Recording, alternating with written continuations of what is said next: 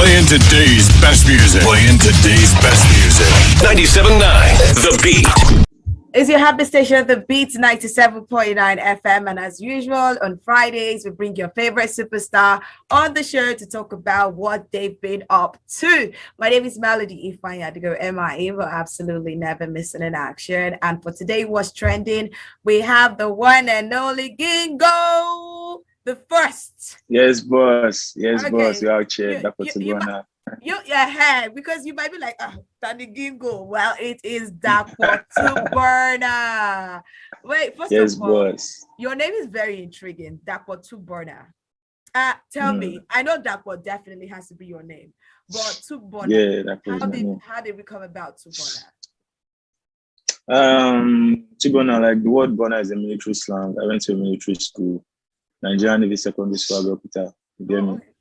So when I was in school that time, I was like a very, very good guy with parades, like rifle, handling and all that piece. So they used to call me Burna. Yeah, so all of a sudden, you guys just say calling me Tuburna, Dapo Tuburna. Just came in You the just picture. picked it. So, that's nice. Yeah, So yeah. did music actually start from that secondary school, or it started much later? Music started for me like growing up though. Because Okay. both of my parents, pastors, go to church early enough, Sundays, you get me? Arrange chairs, drum sets. So sometimes they're picking up the keyboard. I hear dun, dun, dun, dun, get me pull all out together. Then I started music. Like from a very young age. I dropped a gospel album with my brothers. Okay. Yeah, and all of a sudden I just said, okay, I want to do music. Like I knew I was going to do music from the jump. Oh, that's nice. But the gospel album was in what year? This should be like, really can't remember, but it was like, let me say maybe 1999 or 6. I was very young. I was like 8, 9. Are you sure you're not one of the Destiny kids? Man, Nigeria didn't make that dream come true, man.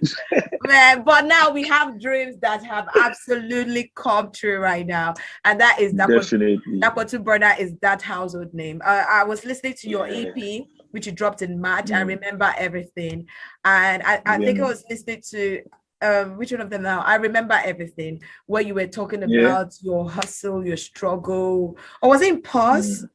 I think it was in Pause. No. It wasn't. I remember everything. I think Pause too. I spoke has about a little hustle, bit of your I remember hustle. everything. And you were talking about how there were some days where you didn't have anything, and then you didn't know it was going to be like this. You had to some days you had to call your mom and all of that. Just tell me, how bad was it? Just give me more pictures apart from putting it in lyrics and making it beautiful. Make it ugly a little bit for us. I'm the last born, so for me, I'm the last born. So you get me. Should I say you are like opening the way for yourself? I had other brothers that like did everything they could do for me, but I had a very, very different view or like perspective or whatever I wanted to become, and it was very strange in the family. Like, who's this guy? So I had to leave my university, and I'm like, yo, mom, I'm not going to DSP music. Like, I want to go to music school. So my dad was like, oh, mom, won't support you, blah, blah, blah. So I left my house, went to the music school. I was always on the streets, you get me? And it worked out for me because everybody knew that this guy, you're a different guy on this, like, P. What's up with you? So I always had a story to tell. And some people would be like, oh, I think I understand where you're coming from. And the hustle, the drive, you get me, Nigeria. Your mom now, I'm going to ask you, this is the question we normally ask upcoming artists a lot. And since you have that in your story about a situation whereby your parents did not support you when you started, how your success right now, your success story, how have your parents reacted to that? Well, right now, my dad calls me Tuburna. Like his phone, his ringtone is my music. Even if they won't tell me, because I feel like my parents are very, very strict. They won't tell me, Dapo, we like your music now. But maybe when I go visit my mom, sometimes she'll just be like, there's this boy I'm watching on YouTube. Come, let me show you. Then she's just gonna show me she's just gonna my record. Like, mommy, that's me now. She'll be like, yeah, yeah, yeah. You get me? Yeah. She just be like, okay, just keep doing what you do. She's gonna pray for me. And yeah, that's it. Like, it just showed me that now we see the picture. Even the picture is not as big as it is right now for me, but like they already get the picture. All right, I like that. Yeah. Let's talk about your EP, 6 tracks and different sounds. My goodness, I was like, how dare you? How dare Dapo Tuburna sample different sounds? We had Afrobeat EP, we had dancehall, like real dancehall on it. Then we had I think a little bit, no, not reggae. We had like a little bit of Afrofusion. Yeah, Afrofusion in it. Yeah. So I'm just going to ask, what was the idea behind doing different sounds on one body of work?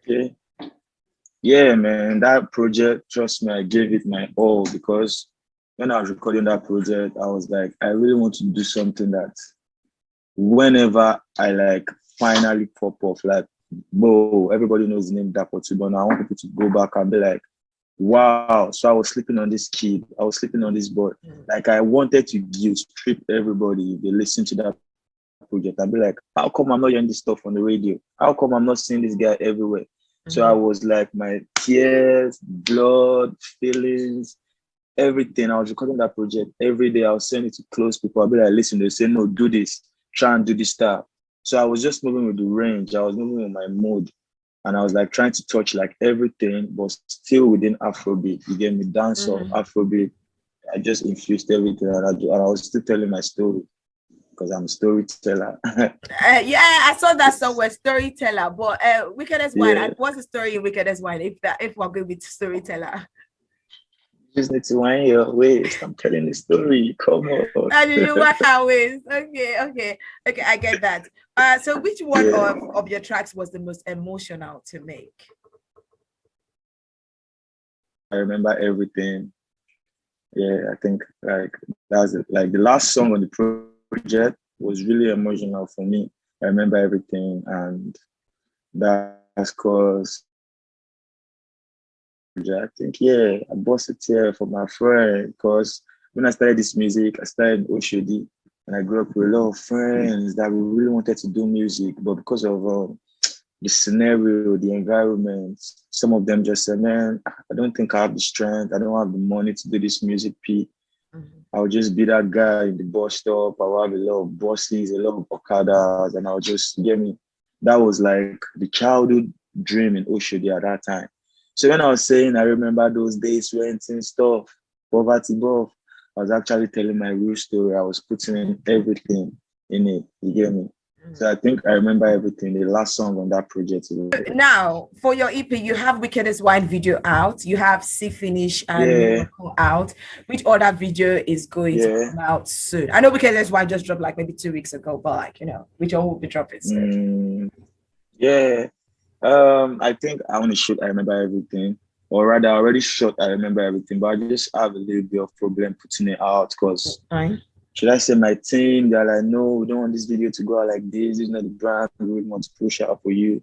But I think I might still drop it, because I'm that stubborn. When I do something, I really want to do it and drop it. Do you get me? Because I'm so sure.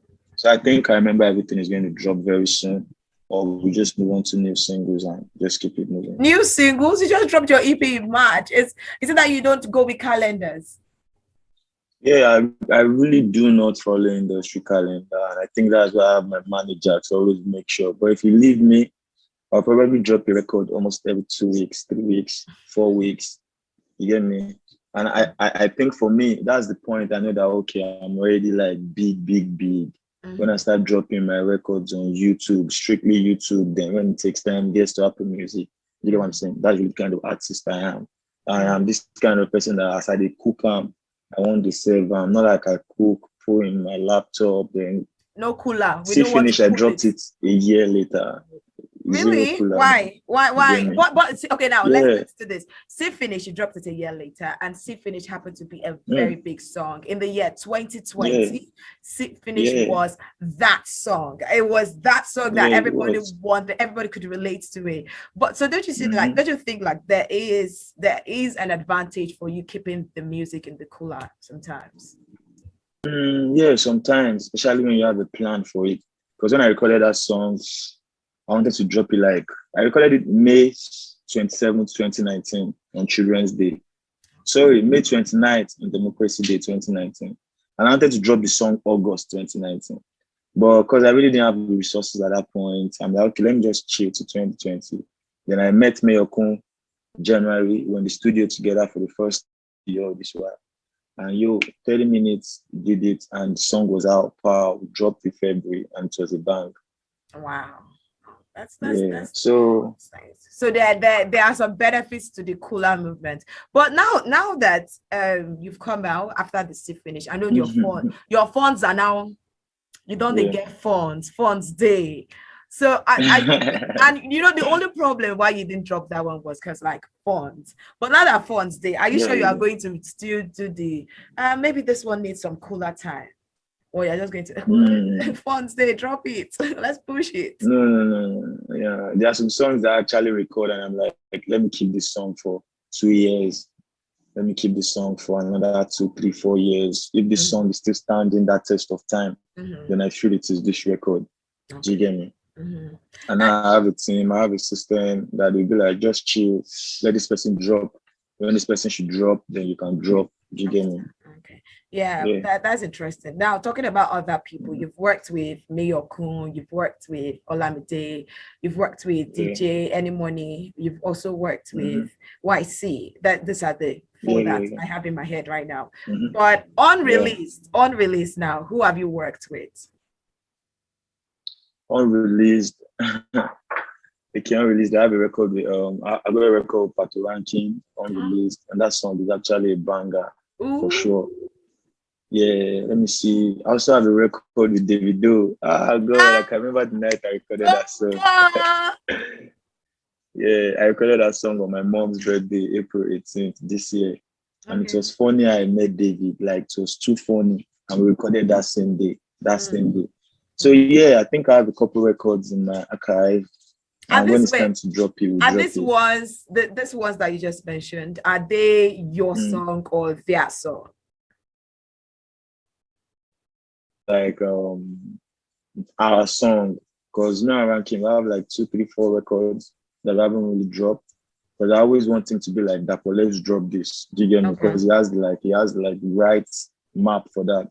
But the song with OBO, we're just from the club, and from the club I followed his convoy. I got to his house and was like, this guy is always coming through. Why? Because the finished song, when Davido heard as a record. You get me? Okay, when Davido heard it, he told you to drop it immediately. Yeah, he told me to drop immediately. So after all that, it's like, let's get in the studio. And somebody was playing the keyboard, he recorded, I recorded, and it's like, wow, just keep in touch. When it's time for us to drop this record, we'll drop it. Nice, love it. Who are you then looking forward to working with that you haven't worked with yet? Looking forward to work with anybody right now. I like Fireboy's music. I like Damian Marley. Damian Marley is like my favorite musician in the world. Again, I like Busy Signal, Made Kuti, Femi Kuti. Now I actually now understand your EP, because we have the part of your EP that has the Afrobeat influence. Then we have the one that has the Afrobeats influence. Then we have the one that has the dancehall influence, dancehall reggae influence. So now I see the influences. But let me ask you a question. Let me be honest with you, right? After I finished the mega hit and the next song, Wicked as Wine, which was the lead single from your EP, I felt like, what is Dapo Tuburna doing? You brought out a genre that sounds like this, and you're going with another genre that. What are you doing? Don't you feel that people would be confused at your genre? Like they will not be able to say, this is what and this is how we see his music. Because if there's this lituation is Afrobeat. So I'm like, how exactly? Won't people be confused, like your fans, that no, this is not working? Well, for me, musicians, they have the room and space to evolve at any time. Do you get me? Before Fela Afrobeat that blew into the world. Do you get me? And I'm this kind of person that I do a lot of sound. Today I can wake up and I do strictly reggae. I can be like, this month I'm recording just reggae music. Wow. Do you get me? So I feel like when the song is good, it is good, especially when you're looking for a hit song. Do you get me? So that's how I move. Let me put it out. Wickedest Swine, I played it on my live, and some people in Jamaica were on my live, and I, yo, drop this song, drop this song, drop this song. To be honest, that's why I dropped it. And when I dropped it, like I channeled everything to that space. And it got me a lot of views on YouTube, and I could see the Jamaican flag everywhere. I could see like the Caribbean flag everywhere. You get me? So I'm not just depending on Afrobeat to blow me. I'm not just depending on dancehall to blow me. I'm depending on the music to blow me. Whatever music I put out at any point in time, I feel like there are fans of that music that really want to digest it. Forget about Dapo Tuburna, it's the music. You get me? But I understand where you're coming from, because I got a lot of that in my DMs. So Dapo Tuburna, why did you drop the song after C finish? I'm not just supposed to continue the pom-pom sound. You get me? I'm like, yo, come on. I like the fact that you're really going into diversity, and I look forward to seeing more of that, because I've not heard reggae proper, so I'm looking forward to seeing more of that reggae proper and every other thing that you have up in your sleeve for us. I thank you so much for coming for What's Trending on the Beat 97.9 FM, Dapo Tuburna. What would you say to your fans? Come again. I said thank you so much for coming on What's Trending. What would you say to your fans, out there listening to you? Yo, I always say nothing can stop greatness. You get me? Just keep doing your thing. The world is watching, and the universe will definitely align one day, one time, and that's it. Okay. All right, that is Dapo Tuburna, and we just had a very interesting conversation right now on What's Trending on the Beat 97.9 FM. Make sure that you go to YouTube and check this video when it drops, because of course after the conversation we put it out on our social media pages. My name is Adigo, and everybody have yourself a lovely afternoon. The midday show continues right now.